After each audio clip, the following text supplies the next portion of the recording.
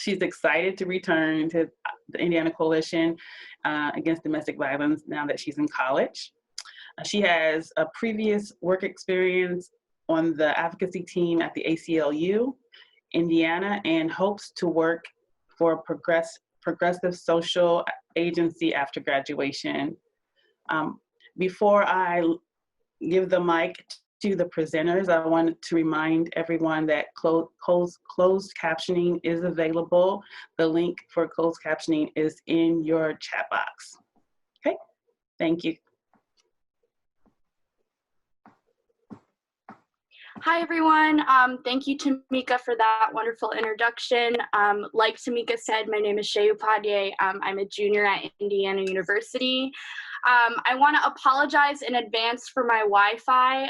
So if something cuts out, feel free to throw it in the chat box, and we will try and answer your questions. We have a lot to cover today, so we'll just go ahead and get started. I first want to welcome everyone for being here. There were a lot of wonderful sessions to choose from, so thank you for choosing ours. And I'll go ahead and introduce myself a little bit further. My major is nonprofit management, and I'm pursuing a certificate in minors, but I joined the ICADV Youth Council as a sophomore in high school in 2016. I became the Youth Council president 2017 to 2018, where I had a chance to work on our policy advocacy workshop, among other workshops, and also travel to Boston and around the state of Indiana to collaborate and work with our partner organizations. So that was a really great experience, and I will let Colleen go ahead and introduce herself now.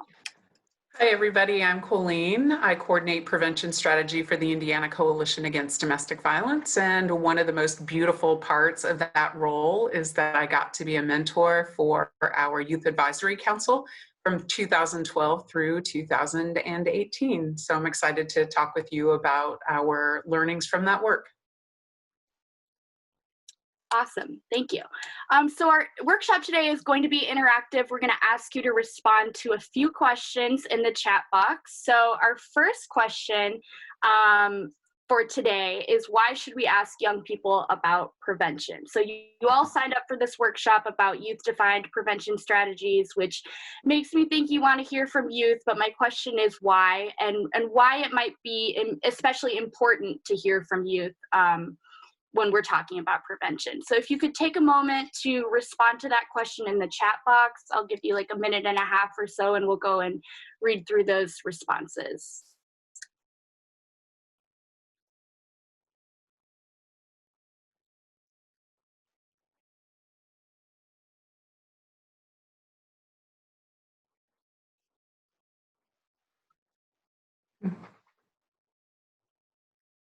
I love what I'm seeing here, Shay. A lot of people observing that young people clearly are the best experts in their own experiences. Yeah, they talk to us about what's going on and about what they need. Definitely. It helps me meet them where they are. Adults won't know what's effective for youth without asking. Huge % of domestic violence involved youth. Youth voice matters.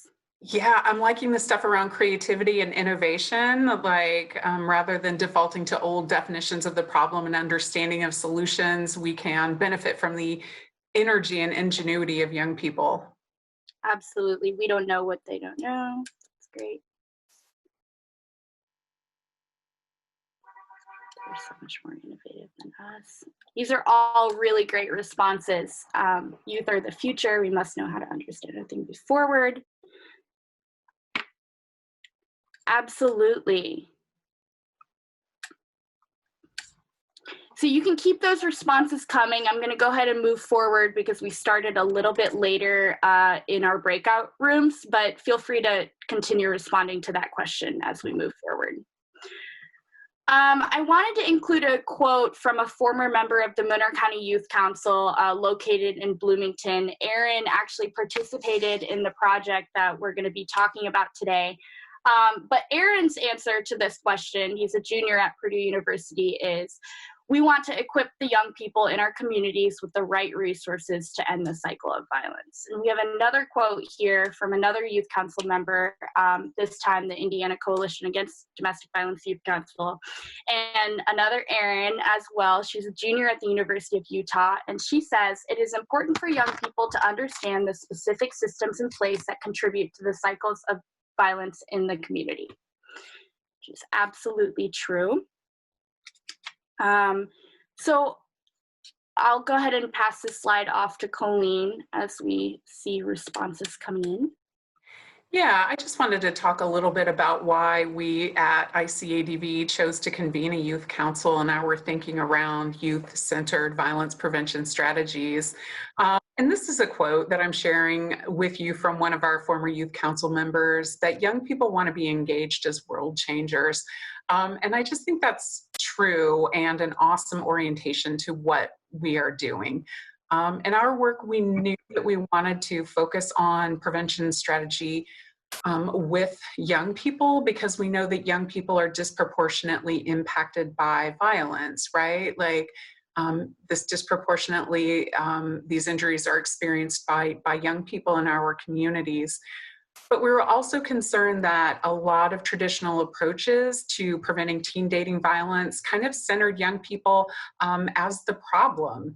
And adults would go to young people and kind of hold on to all the power and tell young people how they needed to be different or live their lives differently in order to avoid violence. And when we think about the problem in young people, we were thinking, young people are really practicing relationship behaviors on the cultural landscape that adults have created and handed off to them, right? So it wasn't feeling very effective or very fair to just talk at young people and to warn them about their behaviors or to be critical of their culture, their music, their sexy. All of that felt a little sort of ineffective and also a little hypocritical. So instead of doing that, instead of talking at young people, we committed to engaging with them to hear their best advice about the nature of the problem and solutions, to really ask them what goes on with relationships that concerns you and what's fantastic that you'd like to see more of. So when we thought about engaging young people around being world changers, around thinking about the context in which relationships are happening, this creates a whole playground of opportunities for advocacy and action. So we asked young people, what professional skills do you want to develop and what changes do you want to create in the community to make safety the easy, obvious, available choice for young people? And this is just a sample of the things that the Youth Council worked on together over the 7 years. So collecting data, interviews, focus groups with young people, with adults, analyzing that data to form strategy. And some of the strategies that emerged for them were public policy advocacy, communicating through social media, through the creation of a public service announcement, through letters to the editor, through letters to legislators. So this broad range of really exciting advocacy skills that we were fostering up in the young people we were learning with and from. Absolutely. Thank you, Colleen. So we have another question here, which is, why do we care about building safe, stable, and nurturing communities? We're going to be talking a little bit more about safe, stable, and nurturing communities and what that looks like. But we'd love to hear from you all. Why is this a goal of ours to build a community in which we feel safe, stable, and nurtured?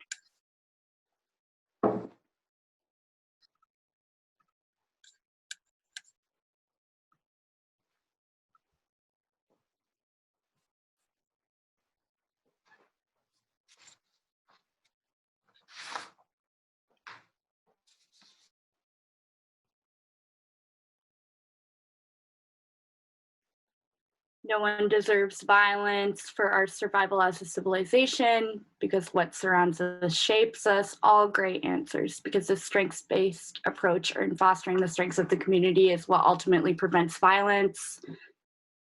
Absolutely. Yes, love it, Denmark.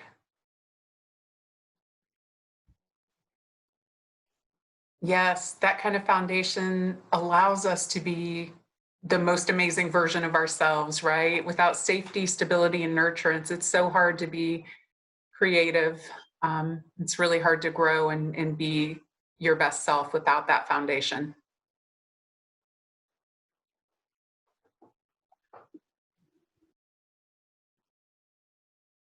If youth feel safe, stable, and nurtured, it will allow them to have confidence to have safe, stable, and nurturing relationships. Absolutely. Youth are our future leaders. All great responses, and I would encourage you to keep them coming as we move forward as well.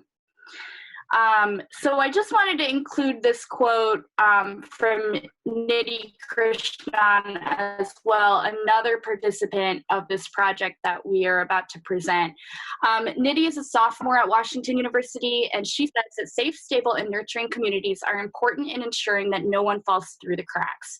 We cannot just have safety and stability at the individual level. Rather, when we have stable communities, we provide support structures for those who may need to rely on them. Definitely agree with Nidhi. Oh yes, great responses. It creates a ripple effect around the world. It has to start small within our own communities. Absolutely. Pass this slide to Colleen. Yeah, so we chose to focus on the promotion of safe, stable, and nurturing communities because that guidance comes from the CDC and the Essentials for Childhood documents. If you're not familiar with those, you might want to check them out. But in those documents, CDC argues that these conditions, safety, stability, and nurturance, promote optimal development among young people. They can promote resilience where we experience adversity. They are preventive of multiple forms of violence, including child abuse and intimate partner violence. And also because substance abuse and use and addiction are such concern across our communities, where we provide those conditions, young people are far less likely to experiment with drugs and alcohol. So we center there because we're greedy for the good stuff, and we believe that foundation prevents violence and allows us all to thrive.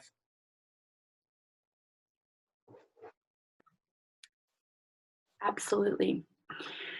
And our last question for the chat box, and I invite you to spend a little bit more time thinking about this one, but what comes to mind when you think of safe, stable, and nurturing communities? And I'm actually going to narrow it down to just one dimension. What comes to mind when you think of stable communities? What does that look like for you in your community? How can we build stable communities? Where do we start? Is it on the micro level or the macro level? Is it within our own organizations and businesses, or do we have to start somewhere larger? I'd really love to hear from you all this question.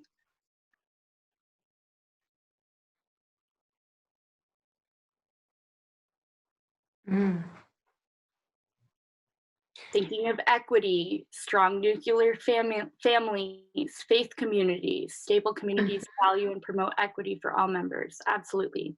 And I like putting equity and strong nuclear families together and thinking about public policy and public investment that supports families and being strong and connected together. So things like paid family leave and living wages that can allow families to have time together.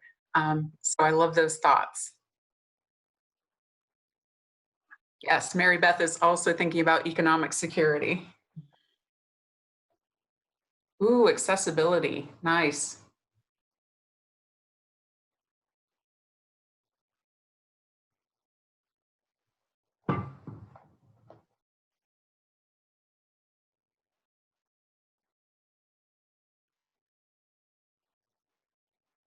Schools that are supported.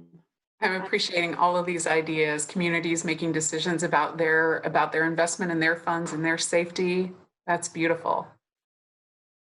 Recognizing that safety means different things to different people, especially when it comes to race, gender, and sexuality and ability. Absolutely.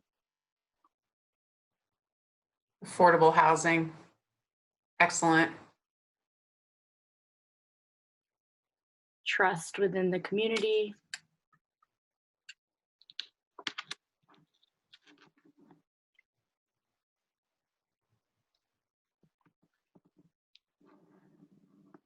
Oh yeah, stability is about support for our identities, being able to be us. Love that. Yeah, you've all got this. Really great responses.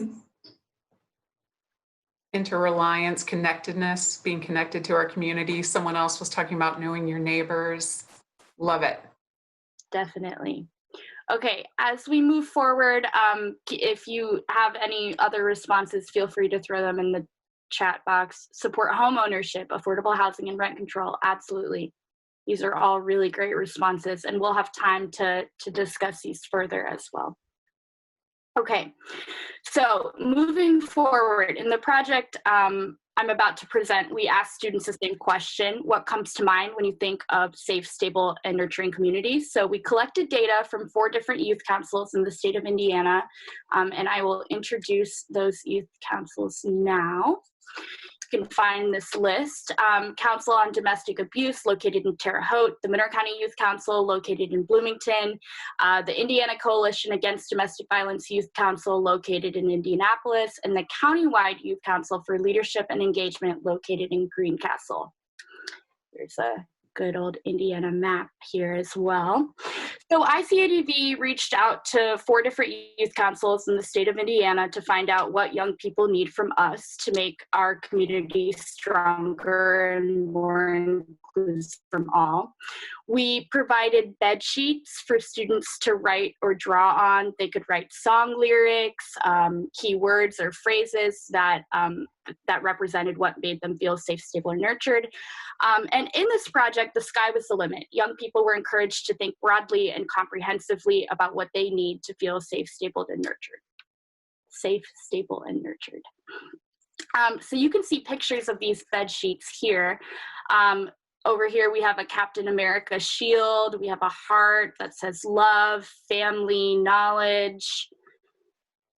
Accessible mental health resources make people feel stable. Consistency makes me feel stable. Love makes me feel nurtured. You can see some of these examples in drawings and lyrics and whatnot. So ICADV staff and partners coded this data into different areas of need based on the responses that we received. I actually had an opportunity to be a part of this coding, which was pretty rare for a high school student.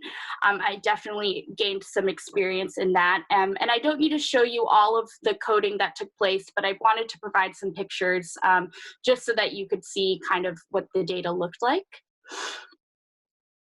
So we have safe, stable, and nurturing. So where do we go from here? What do we do with all of this data and what can come out of this? So ICADV staff took all of the responses from young people and we created a treasure map to use as a resource. We found that young people are telling us to think more inclusively. What can we be doing on the micro and macro levels?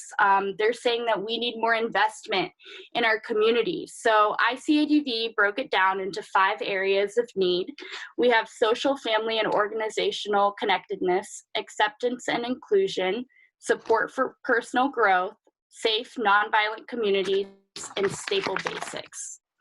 So we were able to arrive at the decision based on young people's responses that there is a role for everyone in our work to create safe, stable, and nurturing communities. And in fact, many of you will realize that your professional work probably touches one of these areas of need where you can make an impact on behalf of your community. Even if your professional work doesn't relate to the results that I'm about to list. There are plenty of ways to plug yourself in as a community member to do the work on both the micro and macro levels. And I just want folks to keep in mind that while we're referencing things that employers, organizations, policymakers can do, in this presentation, you have the opportunity to advocate for many of these things in your own communities in large and small ways.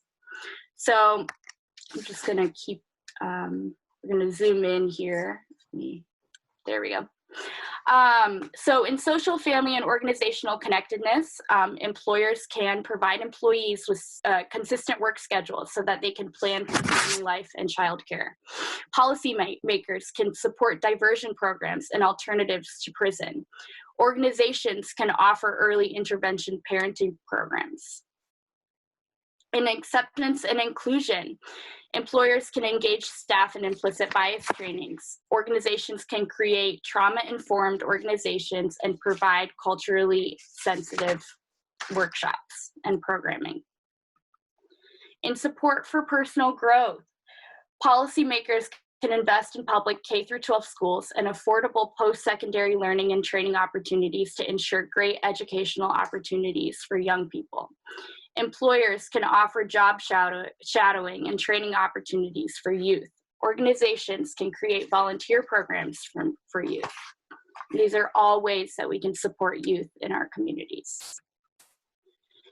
For safe and nonviolent communities, policymakers can ensure that their communities provide safe parks and recreational spaces. They can help develop or improve mass transit options. Establish zoning practices is another one that I see. Employers can partner with local governments to create community benefit agreements. And finally, in stable basics, policymakers can invest in universal health care that is inclusive to mental and physical health, increase housing stability by instituting initiatives that reduce evictions, increase housing options across income levels, and protect credit ratings, and invest in social safety net programs.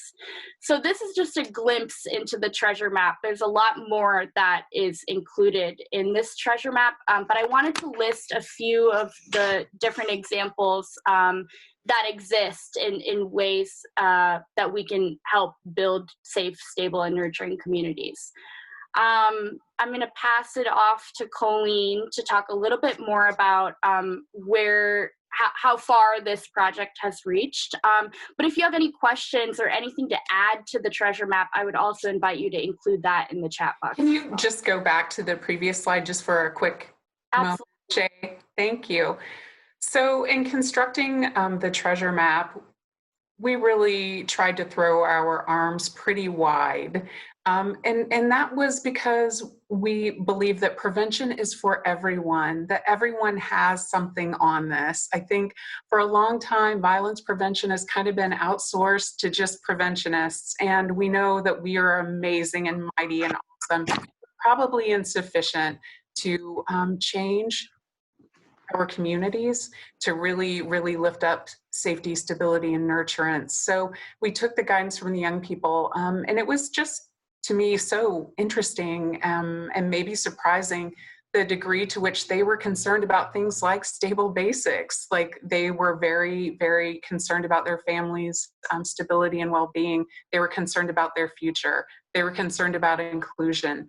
All of these things, and as adults, we all have something on that, like we can be in positions of influence within our family, our community, our neighborhood association, as employers, as people who vote, as people who can write to politicians.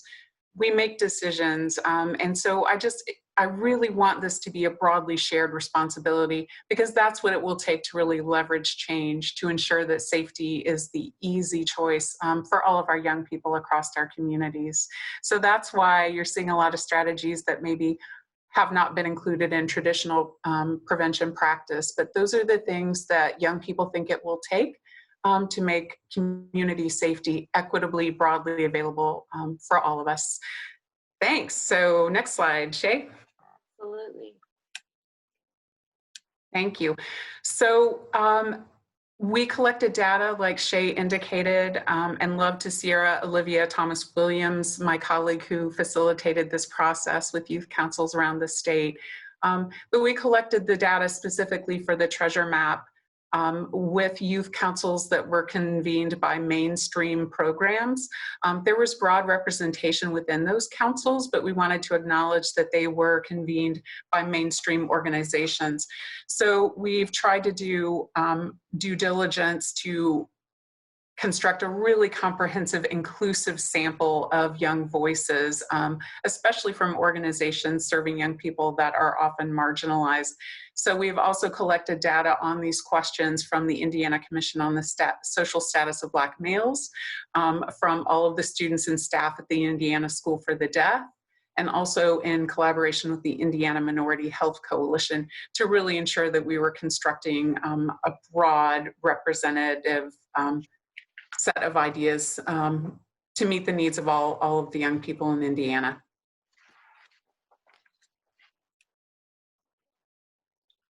Absolutely. So that concludes our presentation today, but there's still a lot more work to be done. If you're interested in bringing a similar activity to your organization, please reach out to Colleen. We can get you a physical copy of the treasure map, which I had displayed a few slides ago, or we can help you give you activities that would kind of start some of these conversations. And I'm going to include my contact info here at the end. I see a few people who are asking for the slides, and so we can definitely email those out. And I just want to open the floor for questions as well, or we can go back and digest the treasure map a little bit further.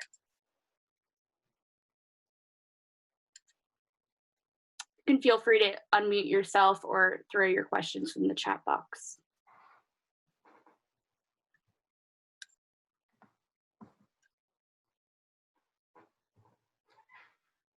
While people are thinking about their questions, I'll just tell you a little bit more about the activity because it's fun, and the activity was created by one of our community partners, Building a Thriving Compassionate Community in Bloomington, and they really developed the activity to train professionals on the ideas of safety, stability, and nurturance. So it was kind of a training tool to get people together around a table to reflect on what these concepts mean to them from their own personal experience, from their professional experience, and to talk about that with their colleagues, which is some pretty intense bonding. You know, you're talking about some of the most important things in our lives.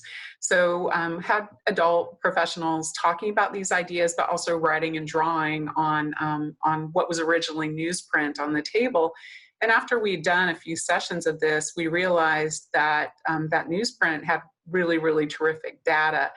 So that was kind of a secondary thought to engage people in the conversation, to really understand the concepts and to be prepared to build relationships, to work on them collaboratively in community, but also to share that wisdom with us so that we could collect it and code it and use it to inform our public policy strategy at ICADV and also our systems advocacy.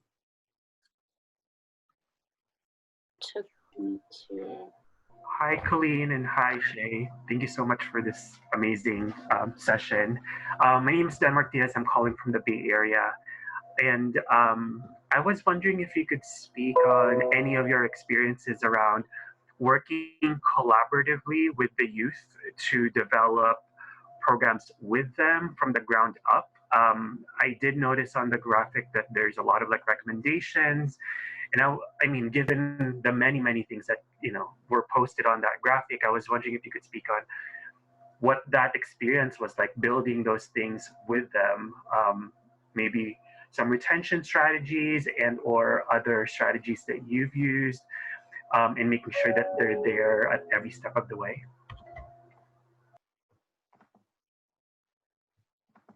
Do you want that one, Shay, or do you want me to speak to it? I can add on at the end if you'd like. Okay.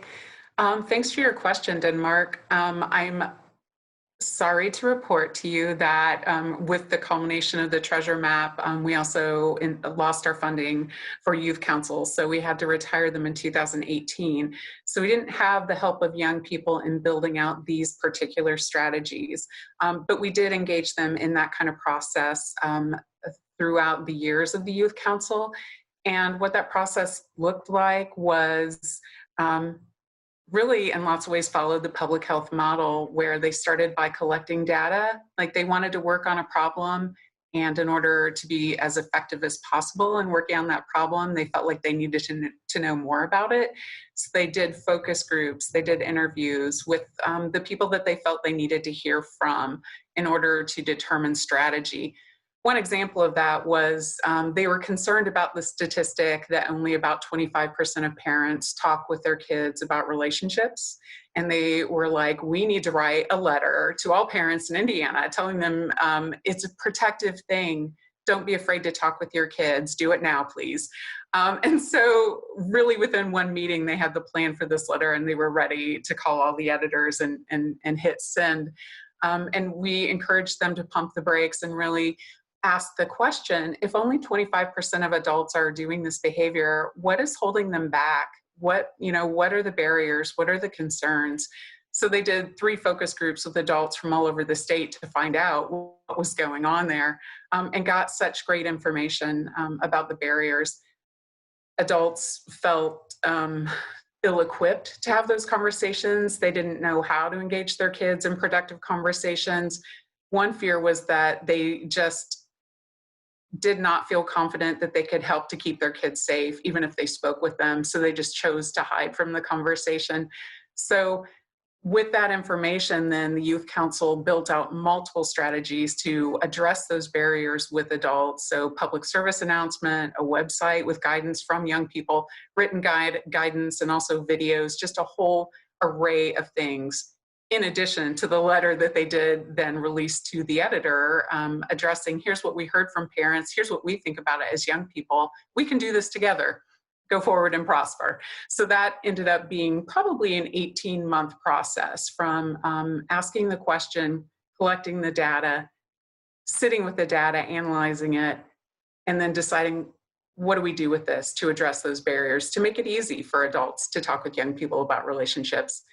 So that's just one example of a process that kids and those high school students that worked on that project really got to see it through from beginning to end, because that was when the council started in 2012. So a lot of them got to follow that whole process and develop that entire skill set, everything from data collection and analysis to storyboarding to create a public service announcement.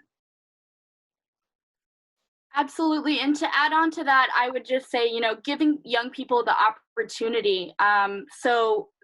During my time on the Youth Council, we were invited to speak at multiple conferences and other youth councils around the state, having meetings with them. And we were given the opportunity to lead those meetings and design workshops that we felt like were productive and could add to the conversation. In my senior year of high school as well, we received a grant that allowed us to travel to different conferences around the country. And so Colleen and Sierra gave us the opportunity as well to choose our conference and really hone in our skill sets in an issue area that we were interested in learning about and that we felt like we could make an impact. And I would say that those experiences, I'm the only representative, from the Youth Council here today, but those experiences empowered all of us. And I have a few classes with ex-Youth Council members, and we still talk about those opportunities and how they've brought us to where we are today. I think those are important components of retention, giving young people work that could be really impactful, that could really matter, kind of pushing beyond awareness to think about systems change and community change, and really moving power to young people in that way, I hope felt very satisfying and rewarding. Those are among the intangibles. The tangibles were that we paid young people for their time and expertise. We were committed to that because we wanted to ensure that kids with lower incomes could also participate, because we were paying them for their time, for their travel, we were feeding them. So I hope it was feeling very impactful, very fun, but also compensated appropriately. We wanted to really respect their expertise.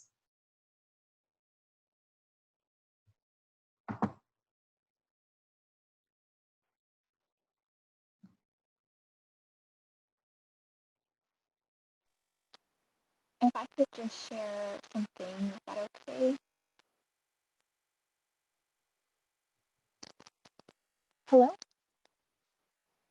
Hi, I could just barely hear you, Catherine. Could you ask again? Now? Are you able to hear me better now? Mhm. Okay, great.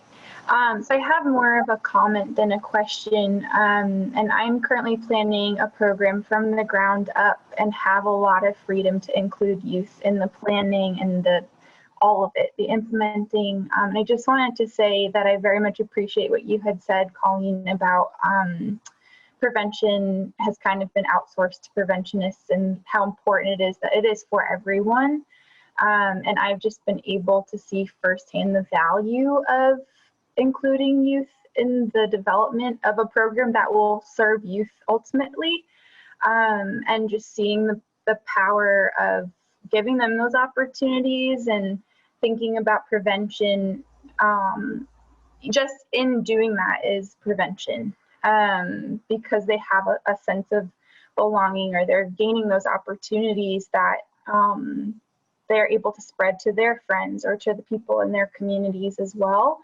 And then I also really love what you had mentioned about the youth focus groups of youth interviewing adults, and just seeing the side of how adultism comes into play so much, and just been learning a lot about youth leadership and youth activism, and giving them just the space to do things that they know how to do. And I just wanted to share, I just really appreciate this session. So thank you, Shay and Colleen. Thank you. Good luck with your program. Thank you very much.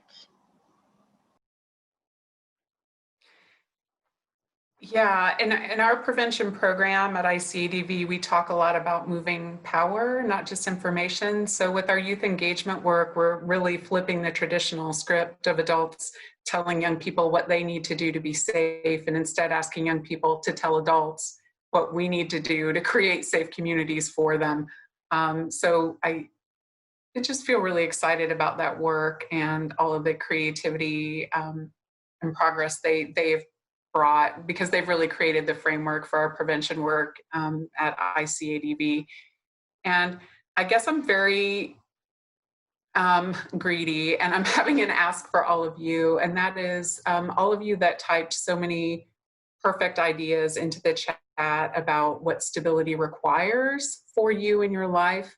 To really think about what you might be able to do within your prevention practice to forward those goals, because that's what we believe it will take to really prevent multiple forms of violence, is creating those conditions in our communities. So how can you do that? How can you do that with young people? How can you do that with your partners and your neighbors?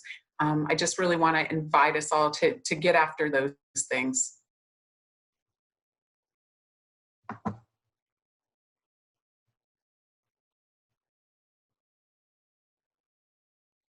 Any closing thoughts to share, Shay? I don't have any necessarily, but I want to thank you all for attending this session and learning more about the work that ICADV does and is continuing to do.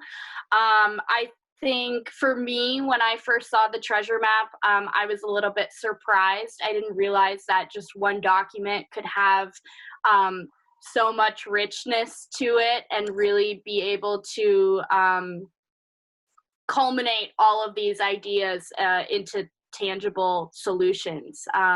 So I would encourage all of you to take another look at that treasure map in your free time. We're happy to email it out because there's a lot of great things in there relating to prevention work, but also just for people to see this is what our community is asking for.